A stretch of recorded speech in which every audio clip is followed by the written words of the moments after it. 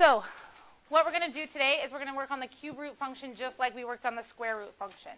So what did the square root function look like yesterday? Like a sideways quadratic? Like the whole quadratic sideways? Half of it. Okay, the parent function was just the top half. Okay, you'd need the negative in front of it to get the bottom half. So today we're going to work on a cube root function. So remember that the parent function is just going to be the most basic form of it. So just taking the cube root of a number x. Okay.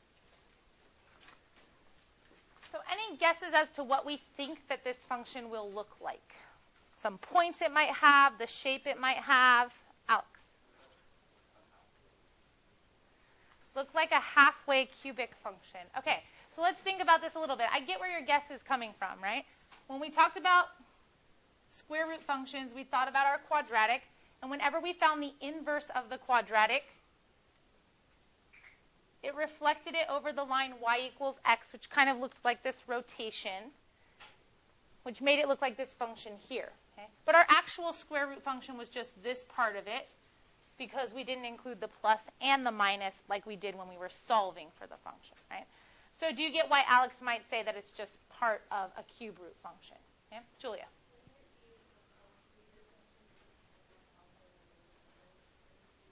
Okay, good. So Julia makes the point that though the square root, we would only use part of what we found as the inverse, okay? Because when we square rooted both sides of an equation, we used plus or minus.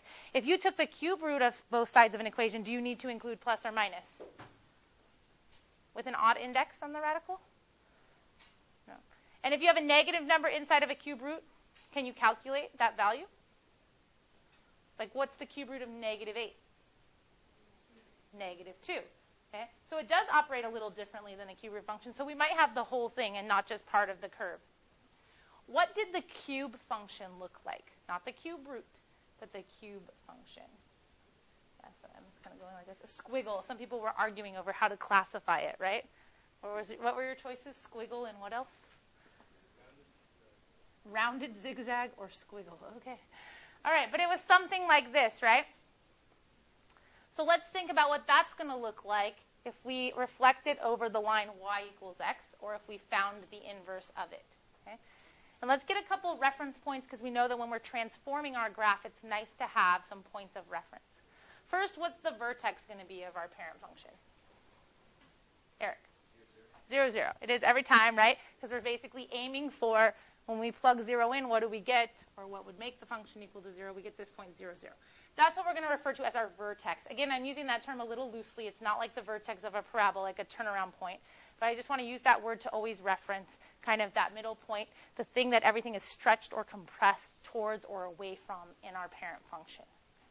What would be another point on the graph? Matt? 1, 1. So Matt's saying if I choose an x value of 1, I plug it in, I get a y value of 1 to go with it. Are we okay with that? All right, so 1, 1. All right. Emma? Negative 1, negative 1. So if we plug in negative 1, we take the cube root of negative 1, we get negative 1. So negative 1, negative 1. Raven? 8, 2. Notice that it's going to take us all the way out to 8 just to reach 2, because 8 would be the number that if we took the cube root of it, we'd finally get 2. So I don't even have space for that on my graph. 1, 2, 3, 4, 5, 6, 7, 8. It'd be like somewhere out here. Okay? But basically what that tells me is that this function curves like this. Okay? And remember how we kind of talked about the square root function? Like you might think it flattens out, but it doesn't. It just takes a long time to grow to different places. Okay? This one takes even longer, right? How long would it take this function to reach a height of 10? 1,000, right? We'd have to get all the way out to 1,000 before we'd reach that height of 10. So notice that, yeah, when you draw it, it might look like it's kind of flattening out. It's not. It just takes so long to grow that high that the part that we're looking at might look a little flatter. All right, x-intercept. Somebody new. Tell me what we have. Helen. Good. So our x-intercept is at the point 0, 0. Y-intercepts. New people. Bailey. also 0, 0. Oh, here's the fun ones. Domain. Raven? Good. And this has a lot to do with the point that Julia brought up about the cube root versus the square root. With the square root, we had some limitations. If we wanted to get a real number answer, we couldn't put a negative number underneath the radical of the square root because we would get like an imaginary answer and that wouldn't help us graph it. So we had this kind of limited domain. But with the cube root, we plugged in negative numbers and got negative values. We plugged in positive numbers and got positive values. Plugged in 0 and got 0. So we're able to plug everything in. Notice the graph doesn't stop anywhere from left to right, right? There's no holes or anything in it. Okay. All right, what about our range of our function? Helen? Good, all real numbers. Again, it might look like it's flattening out, but it's not, okay? We know that we can reach a height. We know we're just going to have to go really far out to reach that specific height. So it has no gaps. It will forever climb and forever go downward over here, so we'll reach all those values in our range. Any questions about the shape of this parent function? All right, so then the graphs are going to be like a repeat of what we did yesterday, but just you're starting with this graph instead. Okay? So all the transformations, everything like that is going to work the same, but we're just starting with this shape. So today, instead of me going through each one, yesterday we were kind of jogging your memory. Had been a while since we did transformations. Had been a while since we had been at school, right? Okay, so hopefully today, after doing that yesterday, we can do a little more. So I'm going to let you guys try the examples first, and then we'll put them up and go through them, okay? Any objection to me changing this? All right, so 2 times the cube root of x minus 1. See if you can list all the transformations, get a final version of what that graph would look like, located correctly and with the right stretches and compressions on the graph, and what the domain and the range of the function would be. Okay, so let's check and see what they have, see if we agree, disagree, okay, and then we'll check the other ones. So I see 2 transformations listed. Is everybody looking at the problem seeing the 2 transformations? Is it good with only 2? Okay, somebody explain to me where the right one is coming from. Jordan. Good. So the x minus 1 underneath the cube root, remember the stuff that's inside the function you're working with is all horizontal changes, and things being added and subtracted are your shifts or translations. Okay. All right, where is the vertical stretch coming from? Emma? Good, because the 2 is outside of the radical. Okay. And so notice in the graph that they went ahead. It's been translated to the right one. Instead of there being a point, this was our vertex point, right? And then normally there was a point 1 away and 1 up from our vertex, and 1 to the left and 1 down from the vertex. So notice the stretch has taken the point that would have been right here, and it's now 2 units away from the vertex vertically, because that 1 unit distance has been multiplied by 2 because of that stretch. Okay? And the same thing on this side over here. And our domain and range is all real numbers still. Are we good with what we see? Questions? Yes, Alex. I don't know. Let me pose that to you guys. Me and Helen were having this discussion too. Will the domain and range ever change from all real numbers? No. So if all we're doing is reflecting, stretching. So reflections are either going to change like these 2 arrows to point different ways or flip it this way. But you're still going to have 1 arrow going upward and 1 arrow going downward. Even if you shift it left and right, is there ever a stopping point horizontally to your graph or vertically? So it's all continuous and there's no stopping point, so you can expect that domain and range all the time. Good question. Any other questions? All right, try another one. So are we okay with our 2 transformations listed, first of all? So let's talk about the things that were changed. First, how do we know there's a horizontal reflection? The negative. And how do we know it's horizontal versus vertical? Jenny? Good. It's happening inside of our function, right? And then we'll have a little discussion about horizontal versus vertical with these in just a minute, too. Now, why right 4 instead of left 4? So originally it said left 4, and our graph even showed left 4. Then we changed it, and we changed the graph. Emma? Good. So 1, if you want to see it algebraically, if you want the function to show you based on what you saw before, if you factor out the negative, you'll see that it's an x minus 4, which is a shift that's 4 to the right. Any other way that we could have been able to tell that that's what we would have?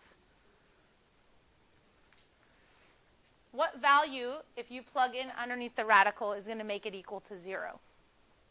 Positive 4 or negative 4? Positive 4. Okay? So in other words, an input of positive 4 should give me 0 as the output. That's the place where this should shift. Right? Okay. All right, so a couple of things. There's a couple ways this could have happened. One, you might have read it wrong or misunderstood it based on the plus sign or not having understood that this is actually a 4 to the right shift, which might have caused you to write left here. Okay. Or you may have shifted and then reflected, and you might have thought like, oh, it goes all the way over here. But remember, we need to do our reflections if we're going to do transformations like in an order, in like step-by-step process, before we do the shifting. Okay? Or we can shift it first, but we have to know in our mind the reflection is just going to change the direction of the curve, but not actually flip it all the way over the axis then. Okay? We all right with this? Okay, what about domain and range? All real numbers still. Okay. What if we vertically reflected the parent function instead of horizontally reflected it? Raven? So Raven's conjecture is it would be the same. Do you guys agree? Look back at your parent function at the top of your paper. Think about vertically reflecting it, and then think about horizontally reflecting it. Would you end up in the same place? Yes. Does anybody have any ideas algebraically, so like looking at the equation of what a cube root is, why a horizontal reflection appears the same as a vertical reflection in this function, but it doesn't always appear the same like in every function. Like a square root, it didn't work that way. Raven has an idea. I believe he probably knows. That doesn't mean I'm going to let him answer it. Okay, so think about it for a second in your group. So Julia thinks she knows too. Let's do this. All right. So Cody is making the point that whether you apply the negative inside of the cube root, you get the negative result, or if you apply the negative outside of the cube root, then you get the negative result, which is fair enough. If you had something inside your cube root like negative x, okay, I can think of this as the cube root of negative 1 times x, and I could do the cube root of each of them individually. What is the cube root of negative 1? Negative 1, and then I have my cube root of x, or negative cube root of x. Right? So this essentially ends up being the same as that. Does that work the same way in the square root? No. Okay? So we can see that that's why the horizontal and vertical transformations appear the same here. Okay? For some of that same idea is the same reason that a horizontal stretch kind of looks like a vertical compression, or a vertical stretch looks like a horizontal compression, because there are ways that you can write a number inside of something that's the same as if you wrote a different number outside of that function. Okay? All right. Let's see. Last one. Go for it. Okay, so take a look. We got to decide if we agree and if we disagree. If we agree and it's not correct, we have some things to fix. If we disagree and it is correct, we might have some things to fix. Or the other way, we still might have things to fix. Okay, so domain and range, all real numbers. Thank you, Eric. We've got that. All right, so I see 3 transformations listed, and then I see a graph. Let's see. My transformations do not necessarily match my graph. So something is amiss, and we have to figure out what. Min Chao. Okay, so she's saying the left shift should only be 1/3, which appears to be what is showing on the graph. Why might that be the case? Shannon?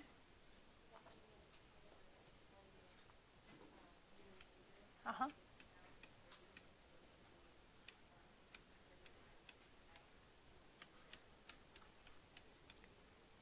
So remember, the number that is creating your horizontal stretch or compression has been distributed to every term within that function.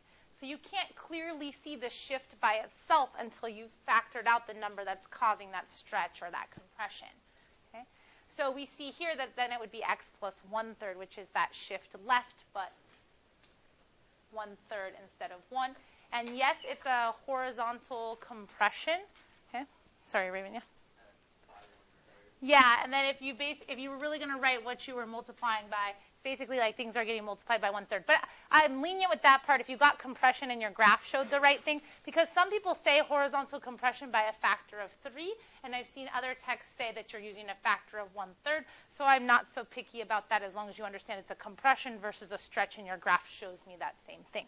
Does that make sense? Okay. So as long as you have the compression up there. So do we feel like the graph is accurate?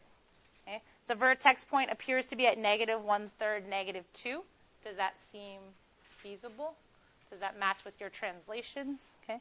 Then you can see that normally we would be one away and one up, one away to the left and one down.